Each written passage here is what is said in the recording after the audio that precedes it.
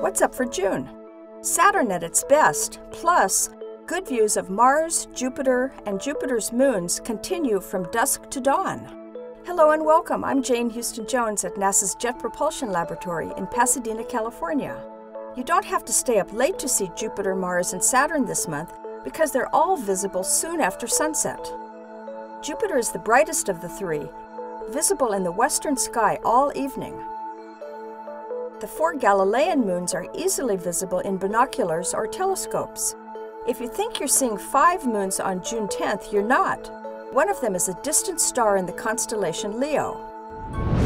For telescope viewers, the time near Mars's closest approach to Earth, May 30th this year, is the best time to try to see the 2 moons of Mars, Phobos and Deimos. It takes patience, very steady skies, and good charts. I saw both moons in my telescope at Mars opposition in 2003.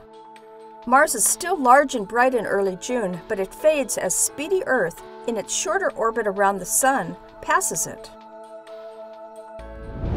Saturn has been close to Mars recently. This month, Saturn reaches opposition, when Saturn, Earth, and the Sun are in a straight line, with Earth in the middle, providing the best and closest views of the ringed beauty and several of its moons. You'll be able to make out cloud bands in delicate shades of cream and butterscotch. They're fainter than the bands of Jupiter.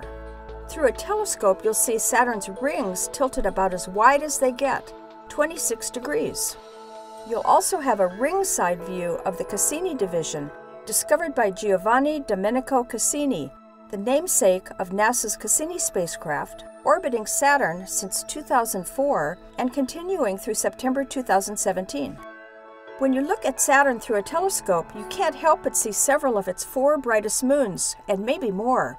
If you see just one, that's Titan, 50% larger than our own moon. A telescope can also reveal more moons, like Saturn's 2-colored moon Iapetus. It takes 3 months to orbit Saturn, and it's fairly easy to see. There's a bright comet visible this month, Comet Pan-STARRS. It's best seen from the southern hemisphere, but it's also visible in the U.S., low in the morning sky. Comet Pan-STARRS can be seen through a telescope near the beautiful Helix Nebula on June 4th, but it's visible all month. You can catch up on current missions to comets, Jupiter, and Saturn, and all of NASA's other missions at www.nasa.gov. That's all for this month. I'm Jane Houston Jones.